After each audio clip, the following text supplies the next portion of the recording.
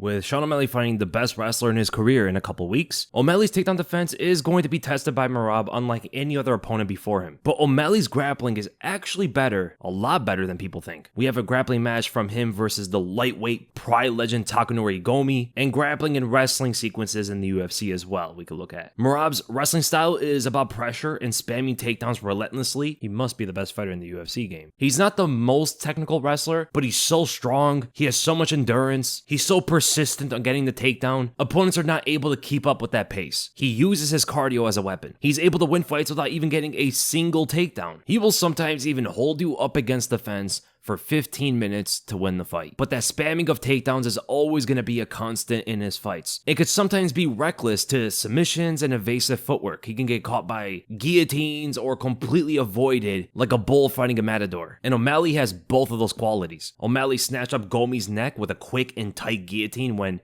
Gomi shot a takedown. Gomi just cannot beat potheads. He got submitted by 3 of them. The Gogo Plata from Nick Diaz is still one of the most insane submissions ever. And against the lightweight champion in Pride is crazy. But when it comes to takedown defense, there are 3 phases that we got to talk about. Phase 1 is where the wrestler is looking for his opening to shoot, and the opponent is using footwork to get away. Second phase is where the wrestler has the opening and shoots, and the opponent sprawls on contact. And then third phase is where the wrestler has the takedown and is driving or angling to finish the takedown. And the opponent is hand fighting the grip or using the fence. This is like where the opponent might throw in a whizzer or try to pry open the grip or anything like that. That's why I like to call phase 3 defense. So far range, then on contact, and then fighting the takedown itself in close. O'Malley is the best fighter in the UFC currently at phase 1 takedown defense. He has the best footwork in the UFC and he's so long. That's going to give him such an advantage against anybody just looking for takedowns. He showed this when he fought Peter Yan, looking to land the right hand but then switch stances backwards away from a takedown opening that Yan could have had. And O'Malley also posted for range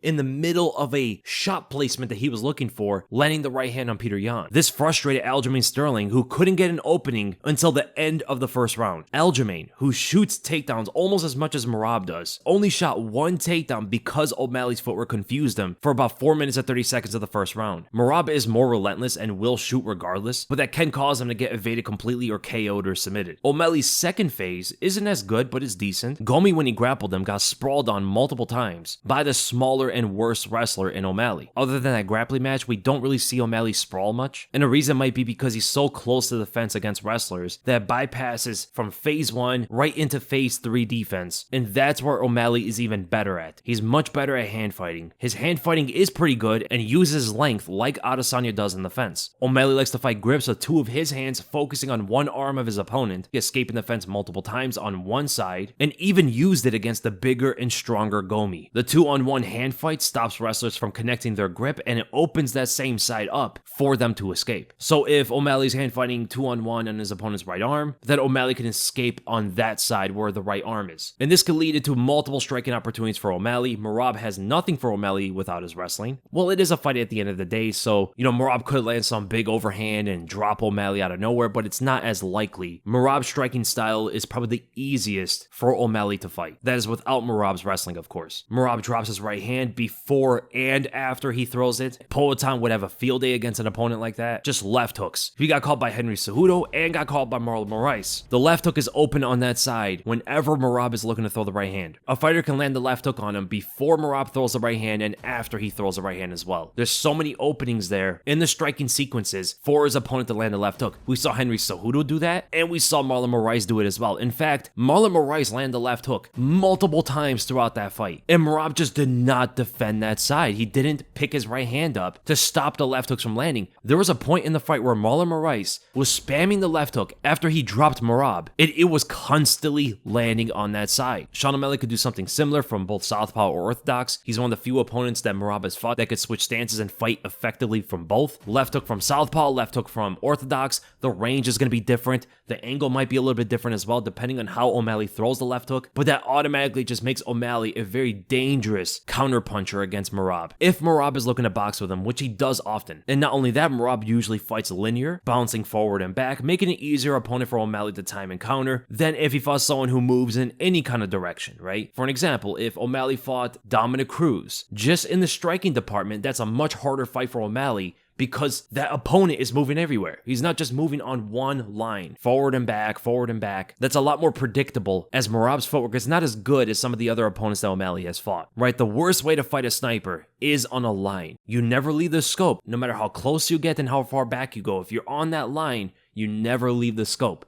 The sniper just has to adjust the range before he fires, so it all comes down to timing. Also, spamming takedowns can be predictable in time for flying knees or guillotines and stuff like that, and as we talked about with the Gomi grappling match, O'Malley can absolutely pull a very, very quick guillotine, and Merab has that kind of wrestling style where he overly commits, and I would not be surprised at all if O'Malley does catch him in some kind of submission, or hits him with like a flying knee or uppercut or something like that. So O'Malley's grappling is actually pretty good. His defensive style can be somewhat an issue for Merab, just depending on how Merab is able to engage him. O'Malley has to be lateral when he's up against the fence and be a little bit more linear when he's in the center of the cage. Because if he's linear in the center, right at him, and he has no fence to drive the takedown into, this can leave a lot more openings for O'Malley to counter, as well as sprawl. And from the sprawling position, Merab might push the takedown up against the fence and try to work there, where O'Malley now has to hand fight. So it's phase 3 takedown defense for him, and that's where O'Malley is better than phase 2. And he's only going to get better against Merab here, building upon his takedown defense. That's 2 training camps for Sean O'Malley, where he has to focus on the grappling, focus on using his footwork to get away from the takedown, hand fight, sprawl, all of that stuff. Maybe pull a guillotine if he sees the opening for it, and just completely outstrike his opponent.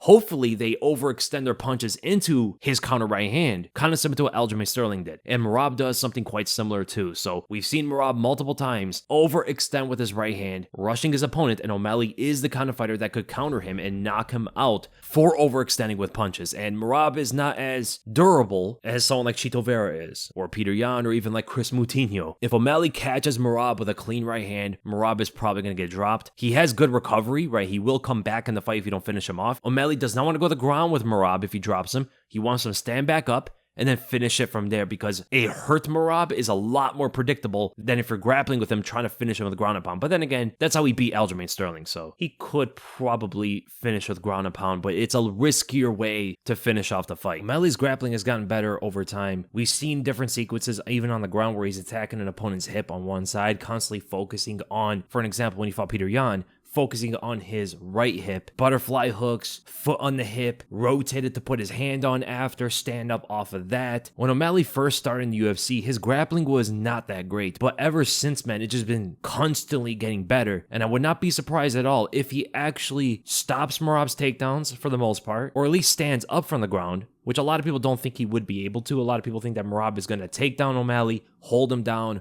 ride out to a decision, all that stuff. I can see O'Malley standing up from the takedowns, getting away from the cage a few times, getting away from the fence a few times, and I would not be surprised if he pulls a guillotine and wins off of some kind of submission like that. Merab is probably thinking that O'Malley's going to strike with him and try to just stay away from the takedowns. And again, like the way that he likes to wrestle, over-committing for the shot, I can see him falling into a guillotine. It's not a prediction, but I can see how O'Malley wins like that. And I think after the Merab fight, if he wins, he's going to become a much harder fighter to grapple with. If he gets a win over Merab here, it's going to give him so much more confidence in his grappling. I don't really see any other fighter beating him in that area alone. They have to be well-rounded. They have to be able to strike with him and grapple with him. Maybe Umar's that guy. Umar's a good striker and he's a good wrestler. And that would be O'Malley's next opponent. But man, it's looking like O'Malley is just very, very strong right now. So I hope you guys enjoyed the breakdown, and if you did, make sure to give this a like, make sure to subscribe to the bell for notifications. And remember, if you're grappling with Gomi, make sure to smoke a joint before and you will automatically win.